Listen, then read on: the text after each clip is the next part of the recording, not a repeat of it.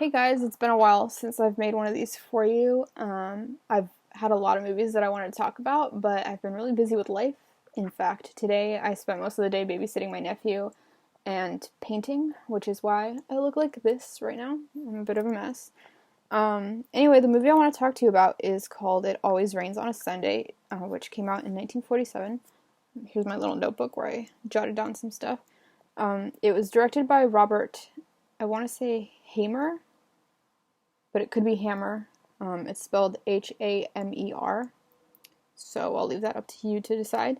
And most notably, it features Googie Withers, John McCallum, who would later marry Googie Withers, I think shortly after this film. I'm not sure exactly when they got married, but I do know that they were married for a really long time. And also Jack Warner in a role as a police detective. It's a noir, but I feel like it's a combination of a noir and like a precursor of the British kitchen sink dramas.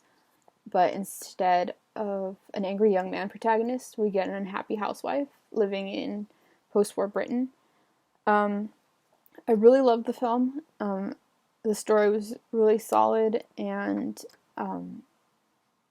man, I just love those black and white noirs. They look so great. Something that stood out to me in particular, since I'm minoring in Jewish studies and I'm a nerd and like it's my thing, was the number of Jewish characters that were in it. To my knowledge, only two of them were played by actual Jewish actors. One of them was Alfie Bass, or Bass, spelled Bass. He played Dicey, who was a small-time crook, and there was also Meyer Zelnicker playing Solly Himes.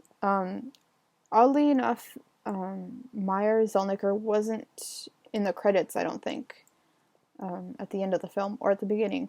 I only found out his name when I looked up the film on Wikipedia after watching the movie, and he appeared mostly in Yiddish theater, so I guess he wasn't in that many films, but he stood out to me, and it's a bit of a pity that he wasn't in more films.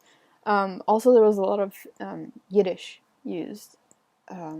Since I went into this film blind without looking it up before watching it, I wasn't aware that there were Jewish characters or anything, so I was a little surprised when, during this market scene, there was Yiddish being shouted in the background, and I was like, oh, cool, because, like I said, I'm a nerd, and I got pretty excited about that, but I didn't think they'd make anything out of it, even though I suspected that Meyer Zelnicker's character may have been Jewish in an early scene, but I only thought that because of the last name, and that doesn't necessarily mean that someone's Jewish. So I just put that in the back burner. I didn't think about it much until like I heard the Yiddish shouting in the background. I was like, maybe, I don't know yet. So here's a little audio clip of that. On the front page of the East London Courier was when Nick Henderson got damages for wrongful arrest.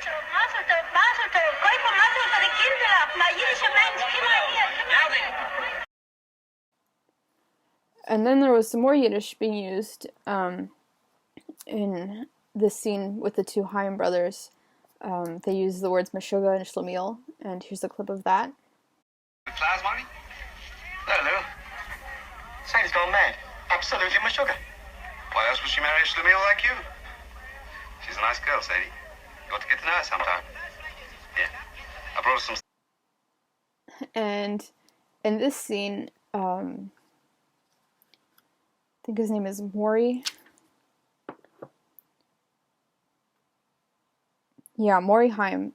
He's a married man. He runs what looks like a music shop. I'm pretty sure it's just musical instruments, records, sheet music, probably. He was just in a booth with this young woman who's the daughter of the protagonist. I think stepdaughter, actually, but one of those two. And they've just been kissing.